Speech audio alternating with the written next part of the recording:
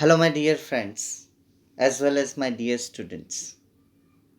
First of all, I want to congratulate you that you have selected this technical branch which is called science. Why this stream is called technical stream? Because in each and every subject you have to satisfy your whys and hows. In each and every theory, why like this and how like this. If any student always try to understand why like this and how like this, then one can be expert in this stream. ऐसा नहीं है कि पढ़ लिया और prepare कर लिया exam, समझना होता है कि ऐसा क्यों है. तो when you enter in any place, if you don't know anything about that place, then you cannot enjoy that place, my friends. Listen carefully. अगर आप कहीं पे जाते हो और आपको इसके बारे में कुछ पता नहीं,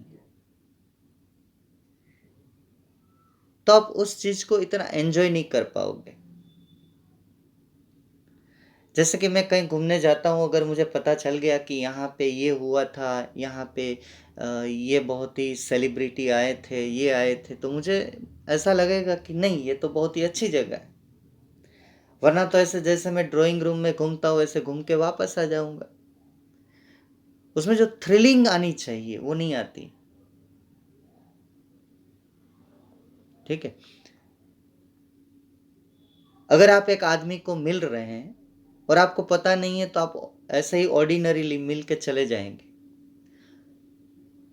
अगर आपको पता चल जाए कि ये प्राइम मिनिस्टर ऑफ इंडिया है या तो कोई सुपरस्टार है, तो आपका जो उससे मिलने का जो नज़रिया है ना, वो बदल जाएगा. तो आज के लेक्चर में मेरी कोशिश ये रहेगी कि मैं आपको जो मेरा सब्जेक्ट है उसका पूरा इंट्रोडक्शन दूँ. साइंस से लेके, उसमें केमिस्ट्री उसकी एक ब्रांच है, केमिस्ट्री में से उसकी कितनी सब ब्रांचेस निकलती है, उसमें आप हमको क्या क्या पढ़ना है, ये ब्रांचेस कैसे एग्जिस्ट हुई. तो अगर आप जिस टेक्स्ट बुक को लेके पढ़ने वाले हो, अगर उसके बारे में ही आपको पता नहीं है, तो थोड़ा इंटरेस्ट कम हो जाता है. तो चलिए, first of all I will define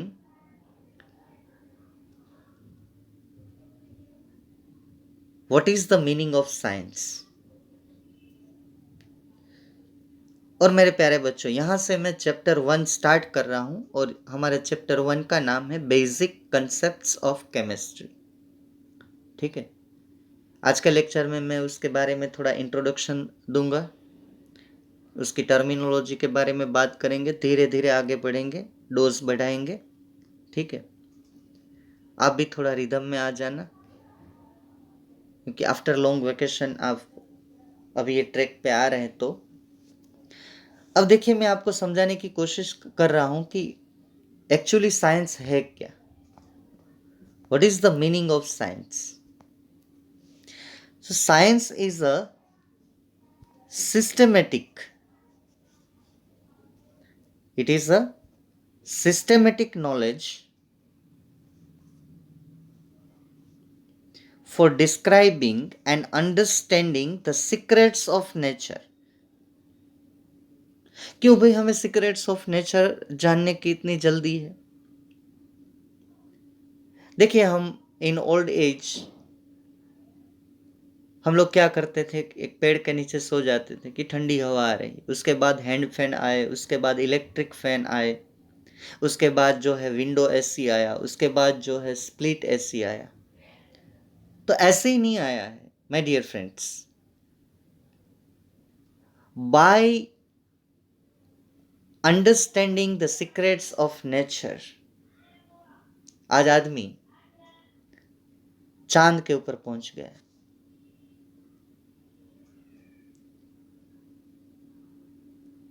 ऐसा कहा जाता है कि 21st century is the century of technology. तो ये टेक्नोलॉजी हमें मिलती है by knowing the secrets of nature. हालांकि हम आज भी पूरा सीक्रेट्स नहीं जान पाए, and all this we have to know by the for the betterment of human being. ये और बात है कि हमने एटम बॉम्ब भी बनाए हैं, हमने केमिकल वेपन्स भी बनाए हैं, but peace and security are also the basic requirement of modern society.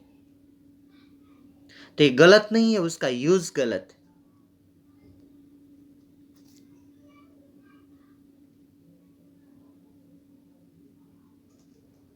मैं एक बार बच्चों को पढ़ा रहा था कि आप लोग जब पानी पीते हो तो आपको पता है कि ये पानी में क्या होता है, और वो 11th का चैप्टर था हाइड्रोजन। तो मैंने उन लोगों को बताया कि उसमें एक ऑक्सीजन और एंगुलर पोजीशन पे 2 हाइड्रोजन होते हैं, ठीक है। और इसमें एक इंटरेस्टिंग बात ये है कि ये ऑक्सीजन जो है, ये वाली, is supporter for of combustion, और ये जो हाइड्रोजन है is the combustible gas. Oxygen जो है कंबशन में हेल्प करता है, हाइड्रोजन खुद कंबस्ट होता है।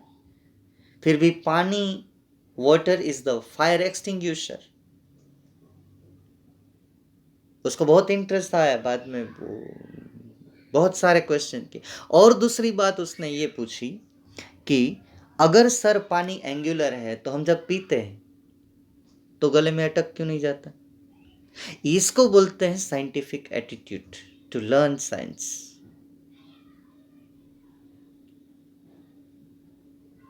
Mind well.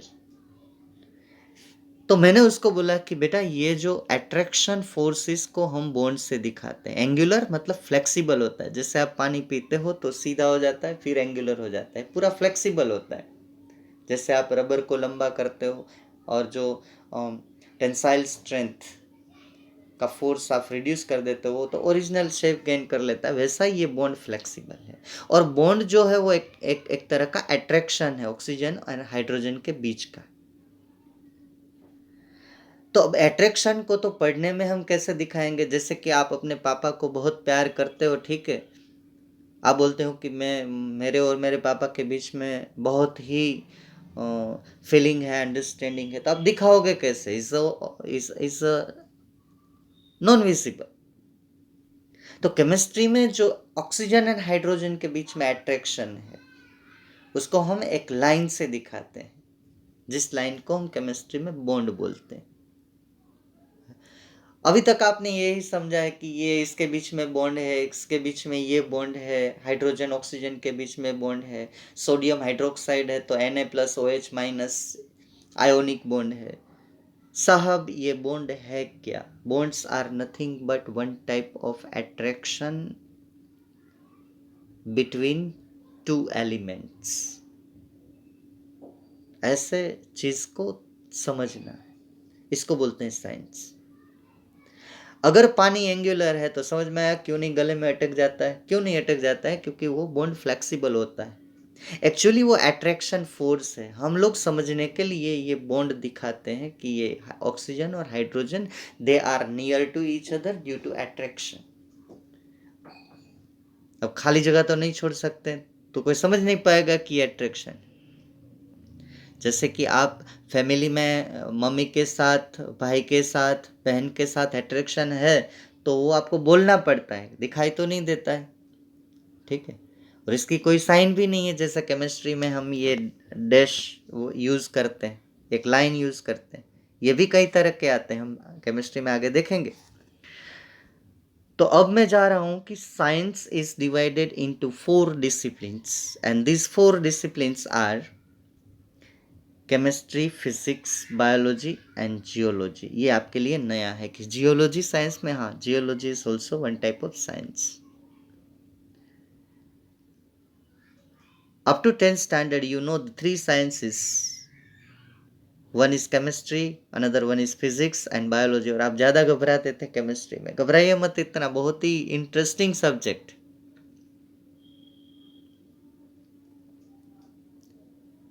बहुत ही इंटरेस्टिंग सब्जेक्ट है, ये पूरी केमिकल मिस्ट्री है।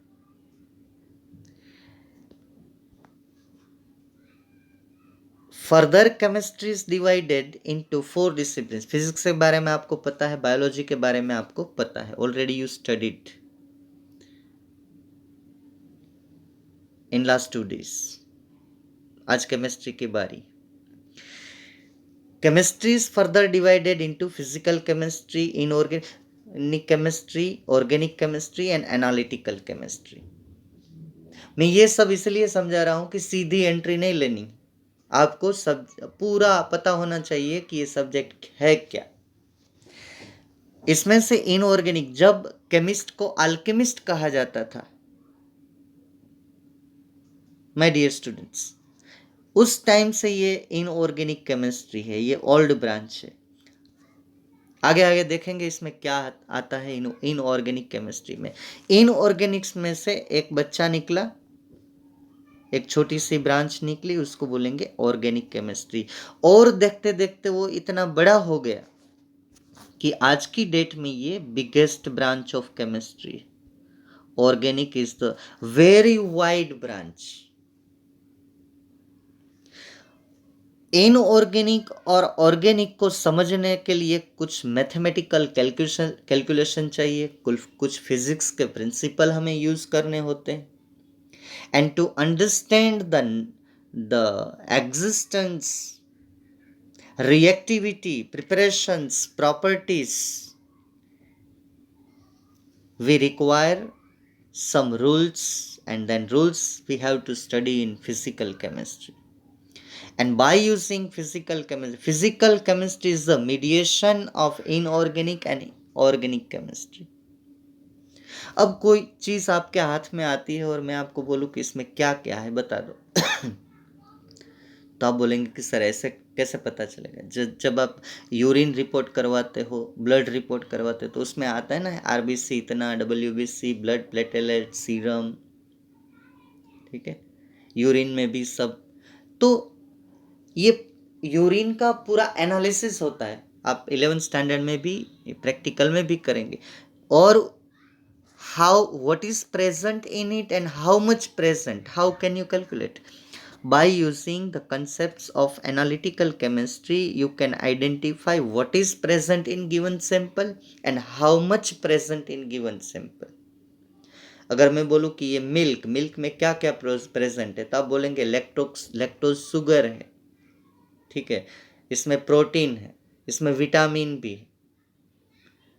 अब मैं बोलूंगा कि इसकी टेस्ट करके दिखाओ कि है कि नहीं, तो आप बोलेंगे कि हाँ सर इतना इतना है, और वाटर प्रपोर्शन भी है, फैट भी है। तो पहले आपको आइडेंटिफाई करना है कि मिल्क में ये सब कंस्टिट्यूएंट प्रेजेंट। अब मैं दूसरा क्वेश्चन आपसे ये करता हूं कि how much present in 1 litre. तो ये सब हमें स्टडी करना है एनालिटिकल केमिस्ट्री में। और इन 21st century, beyond these 4 main branches, other some branches also came into exist are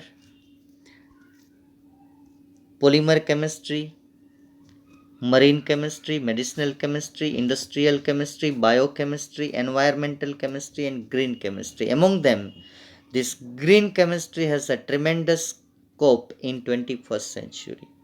ये केमिस्ट्री अभी अभी एग्जिस्ट हुई है। क्यों? तो पूरी दुनिया में टेंशन चल रही है कि कितना पोल्यूशन बढ़ रहा है, ये पोल्यूशन कब खत्म होगा या तो रिड्यूस होगा। आजकल टेम्परेचर बढ़ रहा है, सीजन इरेगुलर चल रही है। तो to reduce the environmental pollution, water pollution, land pollution, how chemicals we have to manufacture so that these pollutions can be reduced. And the branch came into existence that is called green chemistry.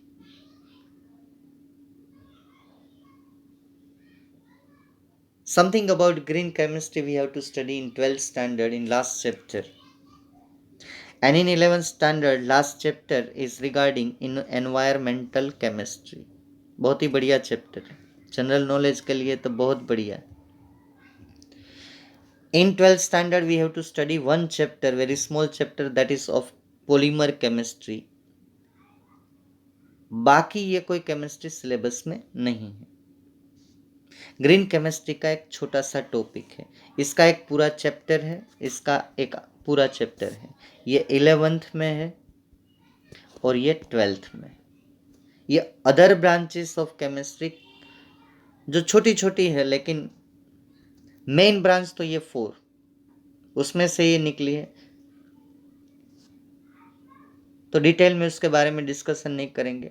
अब बात आती है कि आपने science क्या है वो समझा दिया, अब ये समझाए कि केमिस्ट्री क्या है साइंस में. हालांकि आप पूरा सीक्रेट तो नेचर का तब निकालोगे जब फिजिक्स, केमिस्ट्री, बायोलॉजी, जियोलॉजी सब मिल के काम करेंगे. उसमें हम थोड़ा केमिस्ट्री में डिस्कशन करेंगे. तो केमिस्ट्री जो है, तो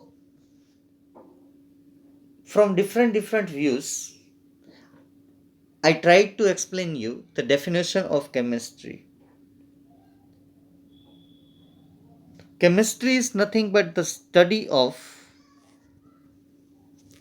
materials and that make up the universe. Universe क्या है? Universe is nothing but matter. So we can say universe is made up of matter.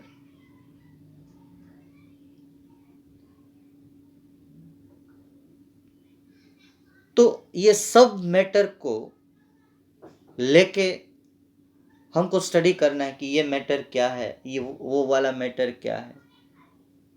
What is present in the celestial bodies? What is present in this stone, that stone, in water, in air, etc. ये सब study करना, इसको बोलते हैं chemistry.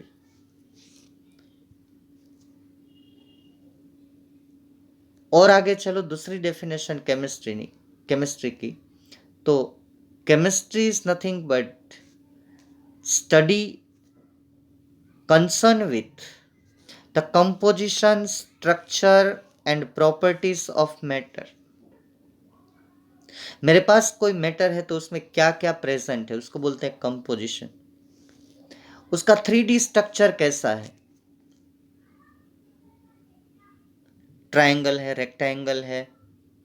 हालांकि ऐसा structure नहीं है, फिर भी वो तो समझ में आ जाए इसलिए बोल रहा. तो 11th में ही मैं समझाऊंगा स्ट्रक्चर के बारे में, कैसे डिसाइड किया जाता है. आप कोई भी मटेरियल का, अगर आपको 3D मतलब कि आपको मोलिकुलर फॉर्मूला पता है तो आप डायरेक्टली स्ट्रक्चर बोल सकते हो. ऐसी थियरीज है हमारे पास आज की डेट में. उसकी प्रॉपर्टीज क्या है, ये प्रॉपर्टीज जो है वो आपको ज़्यादा परेशान करती है, लेकिन टेंशन मत लीजिए, मैं समझाऊंगा कि प्रॉपर्टी कैसे डिसाइड की जाती है.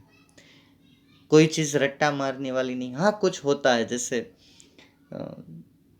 कोई इन्फॉर्मेशन है तो वो याद रखनी पड़ती है, बाकी हर एक चीज़ कंसेप्ट के बेस ऊपर चलेगी. सवाल ये उठता है कि स्टूडेंट कितना इंटरेस्टेड है. ठीक है, जो भी मैटर है, आपको मैंने पहली डेफिनेशन में बताया कि universe is made up of matter. Then what is the property of that matter, what is the structure of that matter, and how much elements are present and which elements are present in that matter. That is nothing but composition. सीधा साधा example मैं दूं तो मैं किसी न किसी ने तो ये फाइंड किया होगा ना कि एक वाटर मोलिक्यूल में 2 हाइड्रोजन और 1 ऑक्सीजन है. Proportion of hydrogen and oxygen is 2:1. अगर आप पूरे यूनिवर्स में से कहीं से भी वाटर सैंपल लो तो ऐसा नहीं होगा कि अगर आप सूरत में से वाटर लेंगे तो H2O आएगा. ठीक है, अहमदाबाद से वाटर मंगाए वो करेंगे तो H2O2 आएगा. राजकोट से लाएंगे तो H3O4 आएगा. यूनिवर्स में से कहीं पे भी आप वाटर लेंगे तो यही आएगा, 2 hydrogen and 1 oxygen. That is magic. And why 2 hydrogen and 1 oxygen, that also you can explain based on the principles of chemistry. Very interesting, isn't it? चलिए मैं तीसरी डेफिनेशन के ऊपर चलता हूं. अगर मैं बोलना चाहूं कि व्हाट इज केमिस्ट्री, तो Once again, it is a branch of science in which we have to study the preparation, properties, structure of matter. ये इतना जो है वो आगे की डेफिनेशन का रिपीट है, ठीक है। धीरे धीरे मैं थोड़ा डोज डेफिनेशन में बढ़ा रहा हूँ। और क्या आप उसमें चेंज ला सकते हो मैटर में? क्यों नहीं ला सकते? हम आयन में से गैल्वेनाइज्ड आयन बना रहे हैं, आपने पढ़ा है 10th में। प्योर गोल्ड में से हम 22 कैरेट गोल्ड बना सकते हैं। सीधा एग्जांपल मैं आपको दूं तो आप पानी में से आइस बना सकते हैं। Water can exist in 3 form. Water vapour is gas, water is liquid and water solid is ice. Mathematically मैं बोलना चाहूं, नहीं, थोड़ा मैं आपको फ्रेश कर रहा हूं। मैथमेटिकली अगर मैं बोलना चाहूं तो मैं ये बोल सकता हूं H2O cube is nothing but ice. ये तो मैं मजाक कर रहा हूं, ठीक है। H2O का आप क्यूब करेंगे, मतलब क्यूब तो आइस का ही होता है ना, ये गलत है, ये तो ऐसे ही मैं बोल रहा हूं। तो आगे चलाते हैं definition. Structure of matter and the changes takes place in matter under different conditions. पानी को अब क्या करेंगे तो वो वाटर वेपर में कन्वर्ट होगा। boil at 100 degrees Celsius, and if water is freezes at 0 degrees Celsius then converted into ice। और इंटरेस्टिंग बात यह है माय फ्रेंड्स कि अगर उसी पानी में अगर थोड़ा सा आप नमक डाल देते हो या तो शुगर डाल देते हो तो फिर 0 डिग्री पे फ्रीज नहीं होगा। वही चीज हम स्टडी करेंगे chapter solution in 12th standard. तो ये क्या चेंजेस आ रहे हैं मैटर में? आप उसको प्रेशर देते हो, आप उसको गर्म करते हो, आप उसको ठंडा करते हो, ठीक है। आप उसके अंदर कुछ दूसरा मटेरियल डाल रहे हो। जैसे कि मैं पानी के बारे में बोलूँ तो हिंदी में एक सॉन्ग आ रहा है ना, पानी रे पानी तेरा रंग कैसा, जिसमें मिला दो लगे उस जैसा। पानी में ब्लैक कलर डालो, पानी ब्लैक हो जाएगा। ग्रीन डालो, ग्रीन हो जाएगा। रेड डालो, रेड हो जाएगा। और फिर उसमें से पानी आप निकाल सकते हो। You can separate both colours and water bye systematic technology. ये केमिस्ट्री सिखा रहा है हम लोगों को आज की डेट में। लास्ट डेफिनेशन, आगे की जो 3 डेफिनेशन वो कहीं ना कहीं मैंने रेफरेंस के हिसाब से लिखी है, लेकिन जो 4th डेफिनेशन है ये मैंने खुद फ्रेम की, तो ये आपको इजी लगेगी। Chemistry is the chemical mystery. इसमें सब आ जाता है। What is society? Society is nothing but the mystery of different different peoples. Society is nothing but the mystery of human being. जैसे आप एक मूवी में देखते हो कि स्टार्ट में कुछ ये होता है, वो होता है, लास्ट में सब कुछ ठीक हो जाता है, ये सब मिस्ट्री। तो इन केमिस्ट्री, ये जो केमिस्ट्री की पूरी सोसाइटी है वो है 118 एलिमेंट्स ऑफ पीरियोडिक टेबल। इसमें कोई किसी के साथ शादी कर लेता है, ठीक है, तो मॉलिक्यूल बन जाता है। काफी मॉलिक्यूल कंबाइन होकर कंपाउंड बन जाते हैं। कोई किसी का दुश्मन है, तो हमें समझना है कि कौन किसका दुश्मन है, कौन सा एलिमेंट किसका दुश्मन और क्यों है। मैंने पहले बोला whys and hows you have to satisfied in each and every concepts except some informative concepts. और केमिस्ट्री के बारे में एक दूसरा मैं चीज बोलूं तो उसमें एक पीरियोडिक टेबल जो आता है, आप 10th 9th में बहुत डिटेल में वो पढ़े थे, ग्रुप एंड पीरियड्स। फिर भी मैं यहाँ डिटेल में पढ़ाऊँगा। तो केमिस्ट्री में ऐसा कहा जाता है कि periodic table is nothing but Gita of chemistry. सब केमिस्ट्री साहब, ऑर्गेनिक ले लो, इनऑर्गेनिक, फिजिकल, एनालिटिकल, ये सब किसके बारे में बात करते हैं? All this chemistry talking about the 118 elements of periodic table. आपने 10th में पढ़ा है सल्फ्यूरिक एसिड H2SO4। देखिए ये सल्फर एलिमेंट है, ऑक्सीजन एलिमेंट है, 2 हाइड्रोजन, ये 2 1 और 4, टोटल कितने हुए 7। ये 7 एटम ने मिलकर एक फैमिली बना ली और एक कंपाउंड आज हम जानते हैं सल्फ्यूरिक एसिड। ये इसको बोलते हैं मिस्ट्री। और यहाँ क्वेश्चन आपको ये आना चाहिए कि क्यों 2 हाइड्रोजन, क्यों 4 हाइड्रोजन नहीं, क्यों 1 सल्फर, क्यों 4 ऑक्सीजन, क्यों 8 ऑक्सीजन नहीं। ये केमिस्ट्री सिखा रही है कि क्यों ऐसे ही कंबाइन हुए, 2 हाइड्रोजन 1 सल्फर। आपने 10th में पढ़ा है एक ऑर्गेनिक केमिस्ट्री में एसिटिक एसिड CH3COOH। इसको बोलो तो इसमें 2 कार्बन है, 4 हाइड्रोजन है, 2 ऑक्सीजन है। Why like this 242। तो इसको बोलते हैं मिस्ट्री। ठीक है, अगर मैं पानी में शुगर डाल दूँ तो डिजोल्व हो जाती है। अगर पानी में मैं कांच के वो पाउडर करके डाल दूँ, ग्लास पाउडर, तो नहीं डिजोल्व होता है। कोई पत्थर का पाउडर करके डाल दूँ मैं, स्टोन पाउडर, तो डिजोल्व नहीं होता है। तो क्वेश्चन आना चाहिए कि sugar and salts are dissolve in water, then why the glass and iron foils and stones are not dissolve in water. इसको बोलते हैं मिस्ट्री। एक चीज डिजोल्व हो रही है, दूसरी नहीं हो रही। अब जो मैं पॉइंट के ऊपर आ रहा हूं my friends, and that is nothing but the importance of chemistry. अगर आप मार्केट में जाते हो और कोई चीज़ परचेस करते हो तो आप पहले सोचते हो कि मुझे ये क्यों लेनी चाहिए, मेरे किस काम में आ सकती। आप अपने 2 साल केमिस्ट्री में दे रहे हो तो केमिस्ट्री आपको कौन कौन से फील्ड है जहाँ पे काम आता है। तो मैं यहाँ पे जितने फील्ड कवर कर रहा हूँ उससे आपको पता चल जाएगा कि no life without chemistry, no life without chemistry.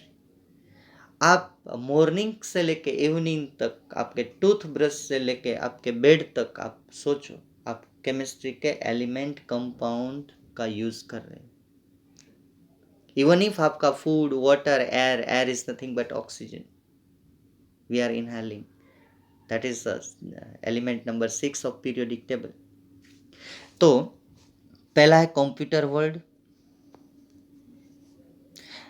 हम लोग मेमोरी कार्ड के बारे में जानते हैं, उसमें जो सिलिकॉन चिप्स आती है, कंप्यूटर का mouse, computer hardware, everything is nothing but chemistry. Agriculture, उसमें हम फर्टिलाइज़र यूज़ करते हैं, इंसेक्टिसाइड्स, पेस्टिसाइड्स यूज़ करते हैं। हेल्थ में हम जितनी भी मेडिसिन, ये ड्रग्स जो है उसमें 2 पार्ट होते हैं, पॉजिटिव एंड नेगेटिव। जैसे हेरोइन, कोकेन, मॉर्फिन, वो जो है वो ड्रग्स है, लेकिन हम ले नहीं सकते without the severe condition of सब डिसीज, इसलिए मैंने ब्रैकेट में मेडिसिन लिखा। ये सब मेडिसिन जो है ड्रग्स आप हम हमारे हेल्थ केयर में। इसके अलावा आप lotion, liniment, injections, okay, cosmetics, hair oil और सब देख लो। आप जो कपड़े पहनते हो they are nothing but, that is nothing but cellulose. ठीक है, शेल्टर, शेल्टर मीन्स हम लोग cement, bricks, plastics, metal, RCC वो सब यूज़ कर रहे हैं। वो सब क्या है, केमिस्ट्री, केमिकल्स हैं। हमारे फूड, आप जितना भी फूड, पैक्ड फूड लेते हो उसमें फूड प्रिजर्वेटिव्स आते हैं। ट्रांसपोर्टेशन, अगर आपकी हाईली कॉस्ट वाली गाड़ी हो, कॉस्टली व्हीकल आपके पास है, अगर उसमें मानो कि गोल्डन है आपके पास वो कार, अगर उसमें फ्यूल ना हो, पेट्रोलियम ना हो तो वो चलेगी, नहीं चलेगी। तो ये फ्यूल जो है, petrol, diesel, kerosene, fuel oil, nothing but chemicals, chemistry. Warfare, हम लोग डिस्ट्रक्टिव गैसेस यूज़ कर रहे हैं, हम लोग बॉम्ब्स यूज़ कर रहे हैं, मोर्टार यूज़ कर रहे हैं, डायनामाइट यूज़ कर रहे हैं, वो सब क्या है, they are the chemicals, explosive chemicals. और ये ज़रूरी है क्योंकि मैंने पहले भी एक सेंटेंस में बोलता रहता हूँ, today is basic requirement, change is today, peace and security are the basic requirements of modern society. तो ये वॉरफेयर भी ज़रूरी है अपनी सिक्योरिटी के लिए। और उसके अलावा एवरीडे लाइफ, हम जो भी एसेंशियल, आप एक टेक्स्ट बुक हाथ में पकड़ते हो, ठीक है, उसके pages they are made up of wood pulp, wood pulp is nothing but cellulose. आपने कपड़े जो पहने हैं सेल्यूलोस। आपके कंफर्ट के लिए जो भी आप यूज करते हो, मोबाइल यूज करते हो, एसी यूज करते हो, जनरेटर यूज करते हो, ठीक है, किचन में ओवन यूज करते हो, ये सब जो बना है हमारे कंफर्ट के लिए, उसमें कहीं ना कहीं metal, non metal, semi metals, alloys use होते हैं। अब हमारी टेक्स्ट बुक का यहाँ तक एक इंस्ट्रक्शन ध्यान में रखना, यहाँ तक आपको अपनी बुक में लिख लेना है। In next lecture I have to discuss with you the importance of chemistry once again in detail, ठीक है। अब मैं सिर्फ जो आप टेक्स्ट बुक लेने वाले हो मार्केट में से, वो मार्केट में 2 पार्ट आएंगे, पार्ट 1, पार्ट 2। हर एक पार्ट में 7 चैप्टर्स है। चैप्टर्स के नाम मैंने लिखे हैं तो एक बार मैं बोल देता हूँ। यहाँ पे सीरियल नंबर चैप्टर का जो है वो 1 to 7 है। यहाँ पे 7 चैप्टर है टोटल, इसका सीरियल नंबर जो है वो 8 to 14 है। 2 पार्ट आएंगे 11th के। ये है बेसिक कंसेप्ट्स ऑफ केमिस्ट्री जो अभी मैंने चालू किया है। धीरे धीरे हम आगे बढ़ेंगे। Structure of atom, periodicity and periodic properties, chemical bonding, states of matter, thermodynamics and equilibrium. इसमें आएगा redox reaction, hydrogen, S block element, P block element, part 1, part 2 12th में है। Basic concepts of organic chemistry, hydrocarbon and environmental chemistry, जो मैंने पहले बताया कि एक केमिस्ट्री जो सब ब्रांच है वो हम इसी स्टैंडर्ड में पढ़ेंगे। अब मैंने उसको डिवाइड कर दिया है कि मैंने जो मेन ब्रांच आपको दी थी, एक है कि कहीं ना कहीं फिजिकल केमिस्ट्री में एनालिटिकल का पार्ट आ जाता है, लेकिन एनालिटिकल केमिस्ट्री का कोई सेपरेट चैप्टर नहीं है, क्योंकि आप पूरी एनालिटिकल केमिस्ट्री प्रैक्टिकल में पढ़ते हो, ठीक है। तो ये 4 पार्ट में पूरी टेक्स्ट बुक डिवाइड हो रही है। फिजिकल केमिस्ट्री, इसके इतने चैप्टर हैं, chapter number 1 2 5 6 7 8। In organic chemistry इनके 5 चैप्टर है, 3 4 10 11 एंड 9। हालांकि ये 3 4 और ये चैप्टर नंबर जो 9 है उसमें थोड़ा फिजिकल पार्ट कैलकुलेशन आता है। और ऑर्गेनिक केमिस्ट्री के 2 चैप्टर है, लेकिन बहुत बड़े चैप्टर हैं, लंबे चैप्टर है, 12 and 13। Basic concepts of organic chemistry and then after hydrocarbon. और एक सेपरेट जो है पूरा इंटरेस्टिंग, जो आप न्यूज़पेपर की तरह भी पढ़ सकते हो, वो है 14, एनवायरमेंटल केमिस्ट्री, ठीक है।